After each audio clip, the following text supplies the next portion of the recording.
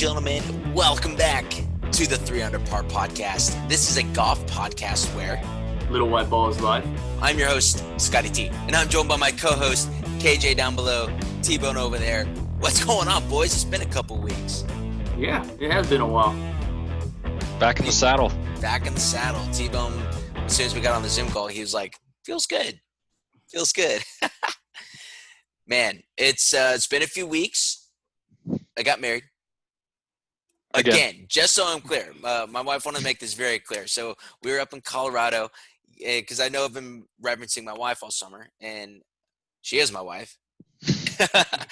But twice over now. So we had the coronavirus wedding. Our wedding was originally supposed to be in May, and it got pushed back.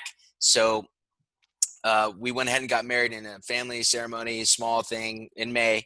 And then we did a full-on celebration, though, in the mountains in Colorado. T-Bone and KJ were there. I guess not to put you on the spot, fellas, but did y'all have a good time? I think you know I had a great time. I think so as well. I think I did a pretty good job of providing some content, and I was notified the next day that my voice was kind of overbearing, but I think it gave a good representation of the time we had. It was a blast. T-Bone, I want to go back like this. Yeah, I'm so happy for you guys. Yes. Yeah, it was a good time. If anyone was watching on Instagram or story, I'm sure you had FOMO. So it was good. I mean, I had a really good time. It was a wedding, so great success. I said I do. Most importantly, she said I do as well. So it was a lot of fun, man. It was nice escaping the Texas heat. Down here in Houston, though, it was kind of hot. I wish were able to play golf.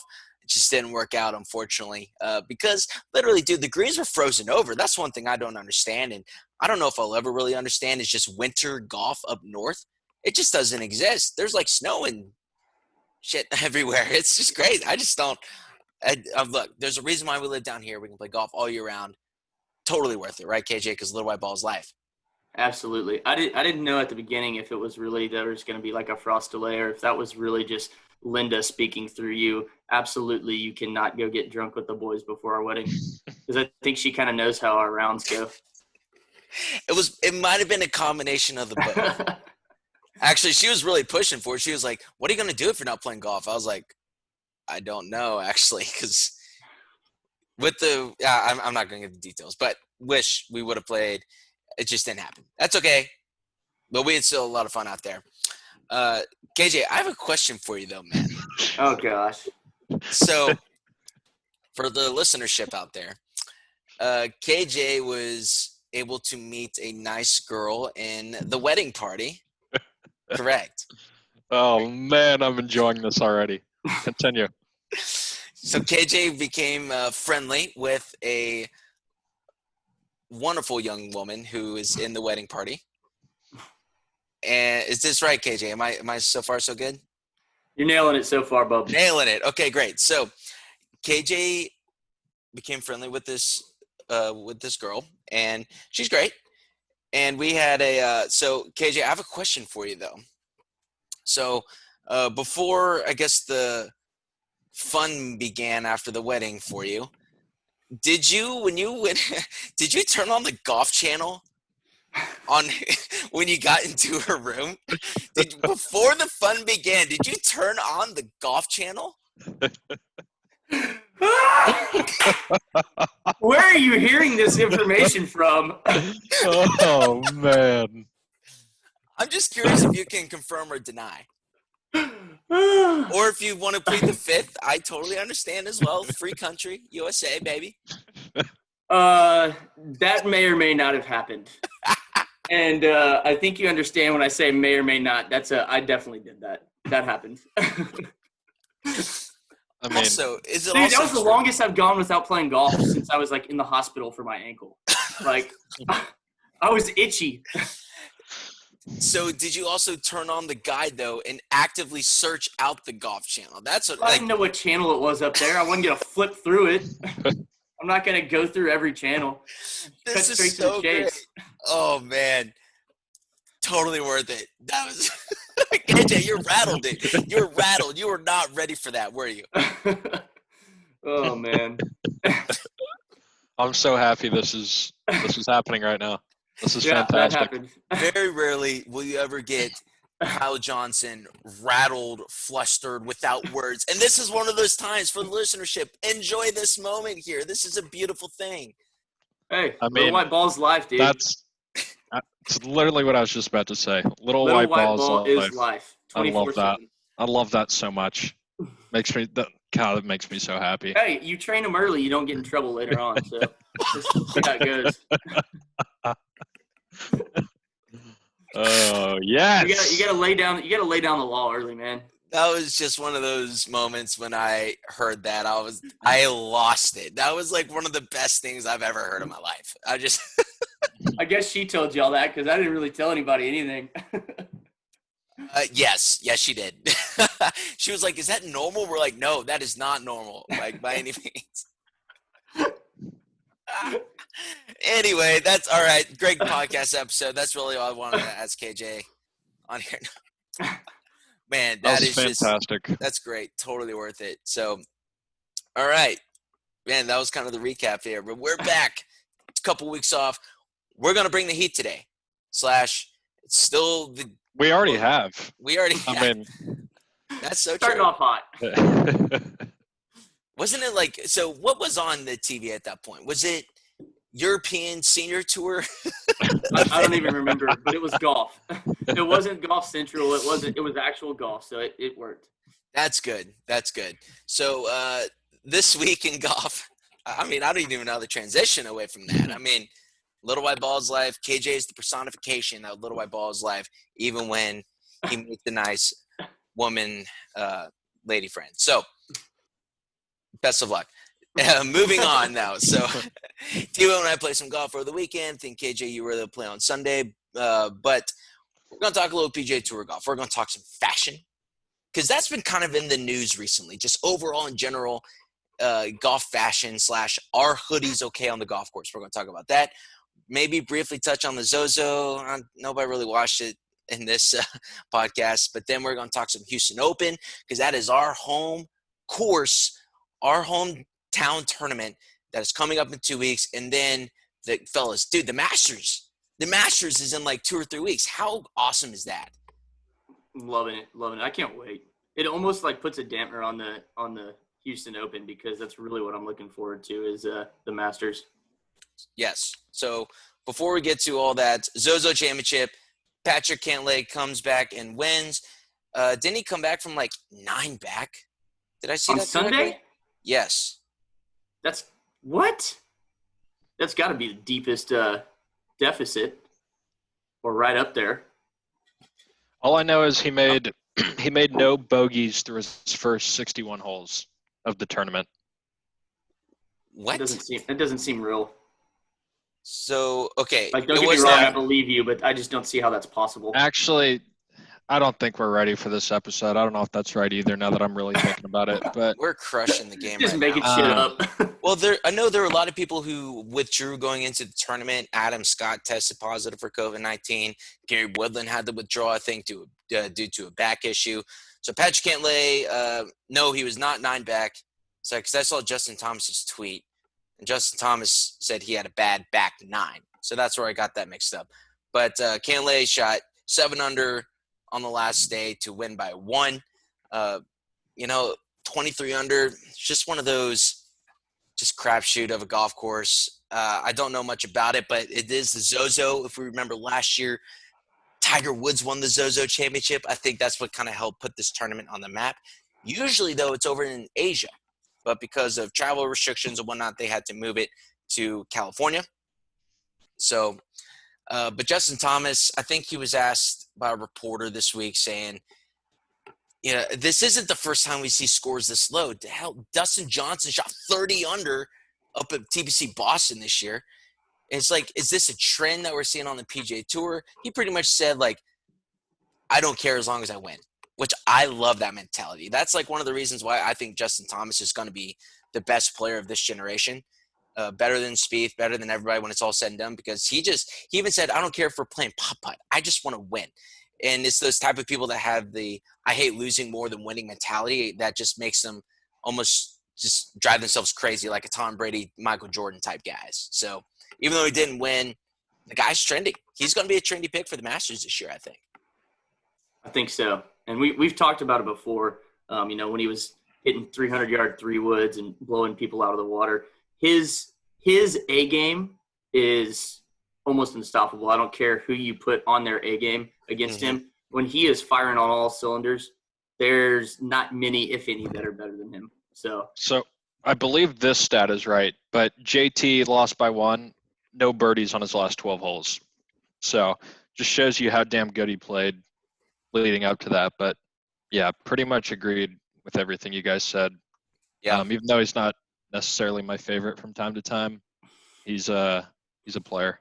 Tebow's not a JT guy, which is kind of surprising. I'm not going to lie. That just always throws me off. Yeah. I say it how it is. T-Bone's here to call balls and strikes on the 3 Under Par pod. So, but yeah, I mean, Patrick Cantlay, good win. He's like one of those guys. Do we sleep on him? He's sneaky. Yeah, right? Yeah. He's a slow player, so it's like hard. I think people sleep on him because he's so slow, but dude, that guy can flat out play. And really all those guys are. I feel like it's a common theme. It's so easy to get caught up in the moment of, oh, like this guy's electric, Dustin Johnson, Rory McIlroy. Holy shit, these guys are so good. Patrick Cantlay. If Ricky Fowler can get his act together, like we might be convinced he's the best player in the world. Like, but it's really you can't put Ricky Fowler in the same group of those guys you just said. So that is absolutely offensive. Okay, who would you cancel first, Ricky Fowler or Jordan Spieth? Jordan. Whoa. Probably going Ricky.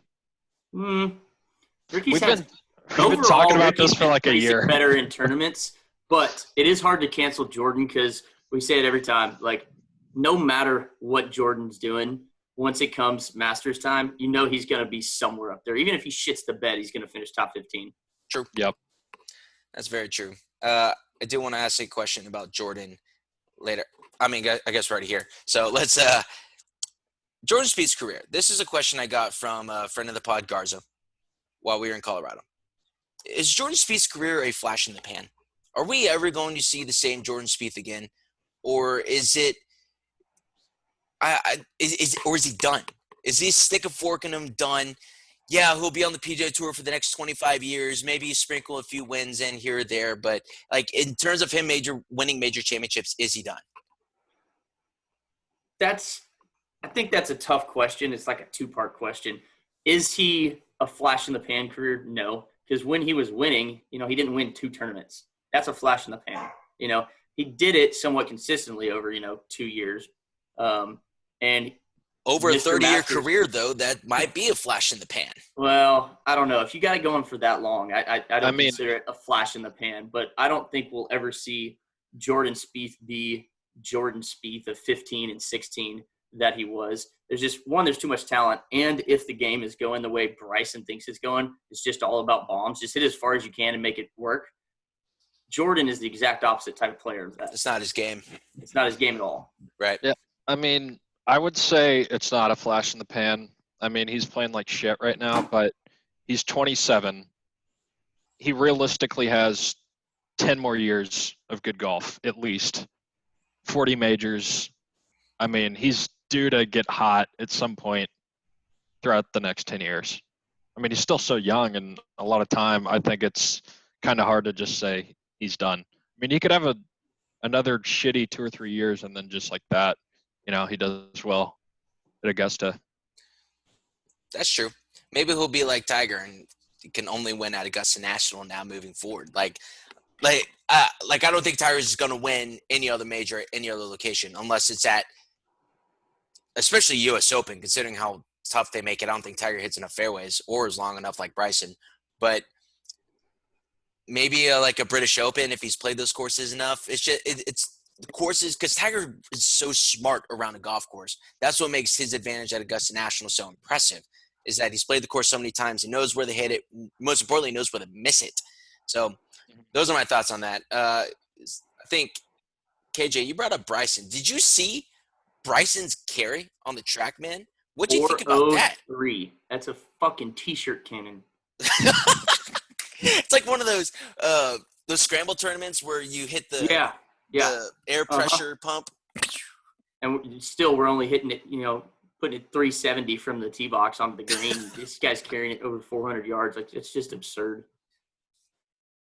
Like, think about how many golf courses we play that he'd be standing on the tee box waiting for people to clear the green.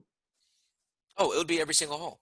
It'd be miserable. Out at Hearthstone, we've got like probably, I don't know, probably 7 or 8 holes that are 400 or less. Just, okay, I'll wait for him to clear. Like, makes no sense. Golf. That's not even golf. I don't get it. No. We're not far from the age where we see every par 4 be about 500 yards. Not at least on the PGA Tour, at least. Like, that's what's so weird is that the game it's the way the game is going. It's gonna make the amateur player like if you're a golf course designer, like, what do you do? Are you just like sweating, staying up late every single night, Bryson giving you nightmares and Brooks Koepka giving you nightmares of how long they're hitting it? Because it's like, how do you balance the PGA Tour link versus the average amateur link? They're almost 2 different games. They really are. I mean, if you think about it, like 500-yard par 4 is a big par 4, right? These guys hit it 350. They got a pitching wedge into the green. They got 150 left. Yeah. It's it's borderline becoming a disaster because now do you change the golf course? Do you change the equipment? Do you change both? It's a clusterfuck. It's a very loaded question. Yeah. At the moment. I think we should just make everybody shotgun 2 beers before they tee off and see who can still hit the golf ball better. We ask the questions. KJ comes to us with solutions. That's great. I think that's fantastic. So, T-Bone, we say that chicks dig the long ball. Why do you think Bryson is single if he hits such a long ball?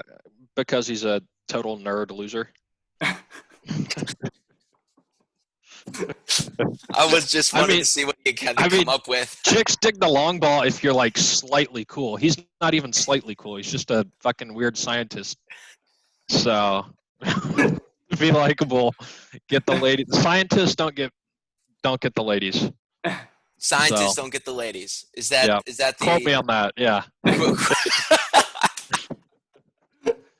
Trust me. I don't think Fauci's getting any tail these days. Wow. Well, yeah, because he's telling everybody to stay home. Yeah. Wear a mask. Yeah. Damn, this podcast is going off the rails. This is escalating so quickly here. And speaking of masks, this is a good segue. Golf, this is a great segue.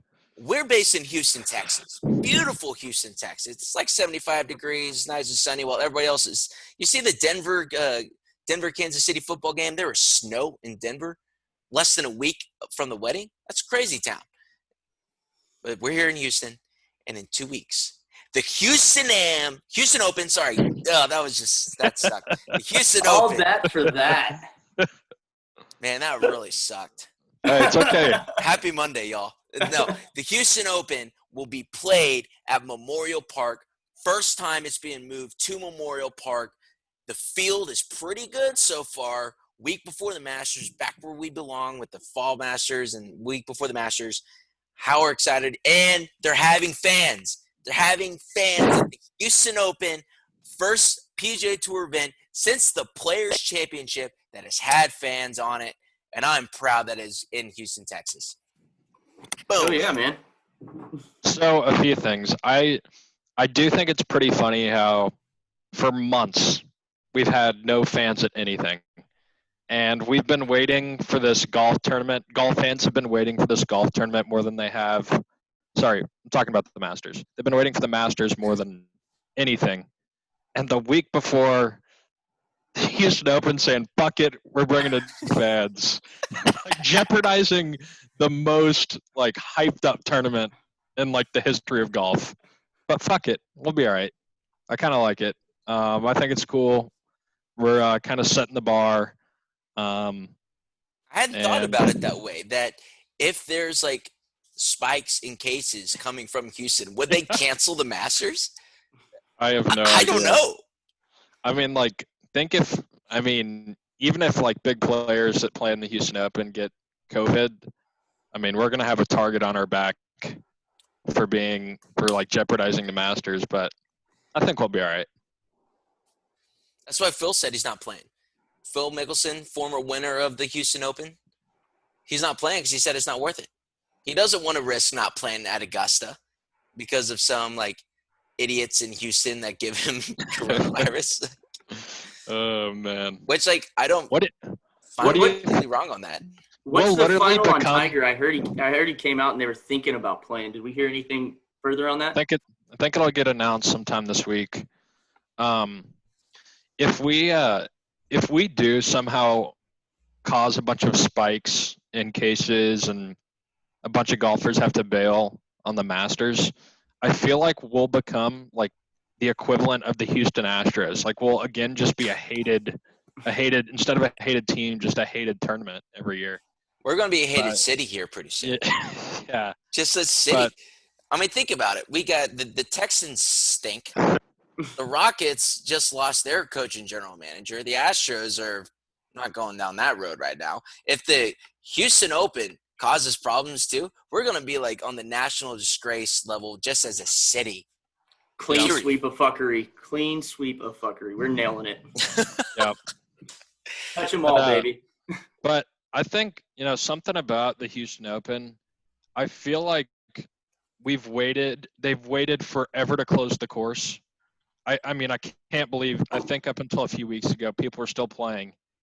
They're having fans for the first time, since any golf tournament the weekend before the Masters. I just feel like they're trying to pump so much money out of this by leaving the course open for so long and having fans that, I don't know, maybe it's, I don't know, something to kind of think about. I just have been shocked that the course has been open as long as it has been. Then I was almost more shocked that they're allowing fans. So, I don't know, just something to think about. So I was working some sources, if you will. Shout out to my boys or friends or ladies, my people. Shout out to my people. I heard on good authority that the PGA Tour is, I mean, it makes sense, but they're losing millions of dollars every single week with no fans at the tournaments. Millions. And so even during the time when there was no tournaments between the players and Colonial, they were losing multiple millions of dollars. Like whatever that number was, times 3 or 4. I don't want to say the number, but at least now when the tournaments are happening, the reason why they're okay with it happening is because they're getting that TV revenue coming in. But they're missing out dramatically on fans that come in. And PGA Tour purses have not taken a hit by any means, while most Americans have lost their jobs and or taken pay cuts in order to keep their jobs. PGA Tour purses have not decreased at all. Meanwhile, while the PGA Tour is laying off people as we speak. I don't know why I went into that route, but point is that the PGA Tour is desperately wanting fans to be back. Every major sports organization is wanting fans to be back. And I can say this because I work in sports media for my actual living. It's very important for fans to be back safely, but they're back. The World Series is having fans right now up in Arlington, which I think is great. It always kind of throws me off because I'm expecting the cardboard cutouts and I hear noise and it's like, whoa, what's going on? Dodgers stink, go Braves. Or no, I don't even know who's playing. I wish the Astros weren't playing. I wish the Astros were playing. Scott, you are on fire today. Point is, the PGA Tour needs fans back because they're losing too much money right now. And they also, you got to remember too, they're building a really nice headquarters down at Ponte Vedra right now that they're behind schedule and over budget on. So they need revenue coming in. I think that's why they're pushing it so hard. And also, this is Texas. We believe in freedom and liberty, and people can make their own decisions. And so, yep, that's all I got on that. So to follow up on that point, JT actually, I mean, in terms of the PGA Tour wanting fans back, obviously, but I think the golfers have got to want them back too. JT was asked about his round, and he was like, I just ran out of steam, not making any birdies the last 12 holes. Like, I wish we could have had fans. I miss, having something to rally behind and stuff like that. So, yeah. Makes sense. Yeah. But I almost kind of don't feel bad for them when they make comments like that, though. Yeah, it's like, oh. like that's bad, JT. Bro? Dude, are you okay? Like, I hope he's okay. Yeah, it's a fucking classic JT comment. People, yeah. Because like whenever we're playing, like we don't have fans. What drives me is to beat Kyle's ass every single time. Like that's what I want to take your money. That's what makes me want to birdie my last few holes coming down the stretch. I'm just waiting until the next time I get to see the cart girl. Well, hopefully we'll play golf soon, KJ. Don't spend too much time in Dallas. So we got. Oh, there it is. I knew it was coming. I'll shout the guys. I played yesterday. Yeah. Okay, actually played 27 yesterday. I had a tournament in the morning, and then I got an E9 in at the Stone.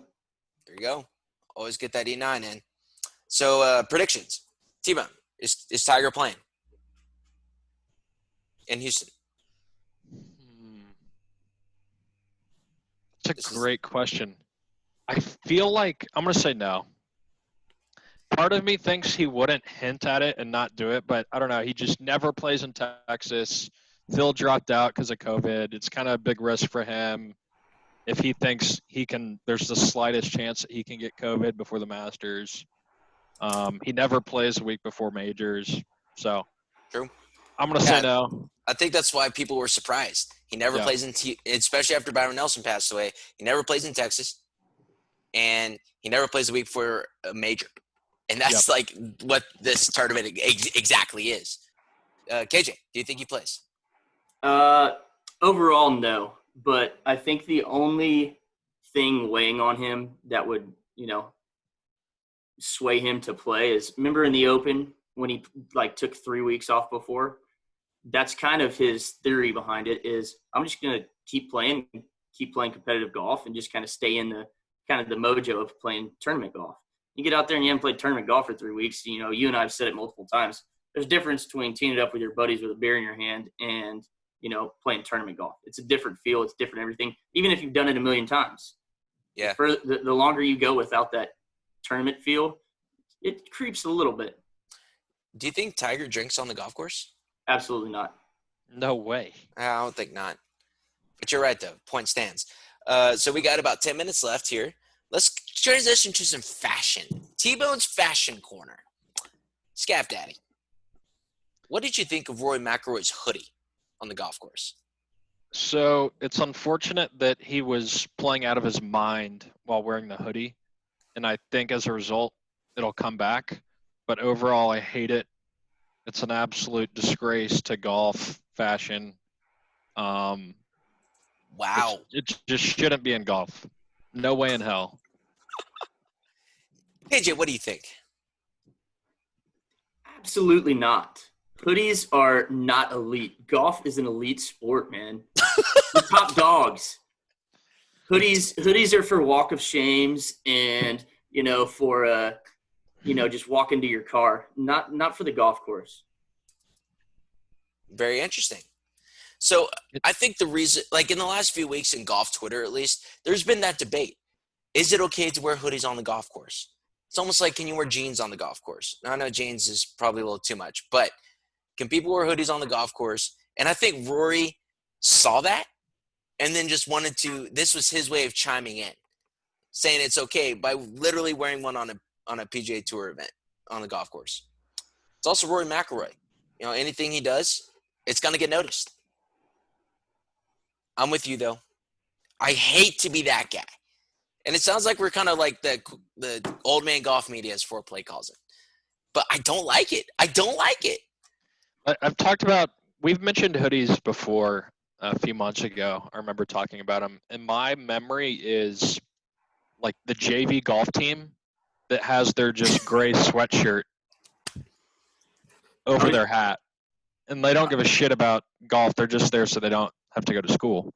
I was just about to bring that up. Anytime you saw hoodies in high school, it was always that guy who's wasn't on the golf team, but he's just there because they needed somebody to fill in. He's out there shooting 118, and you're just like, one, it looks bad, and two, this is awful. Yeah. I'm having a terrible time. I'm having a terrible time all the way up and down. Shouldn't be in the game. I completely agree with you, T-Bone.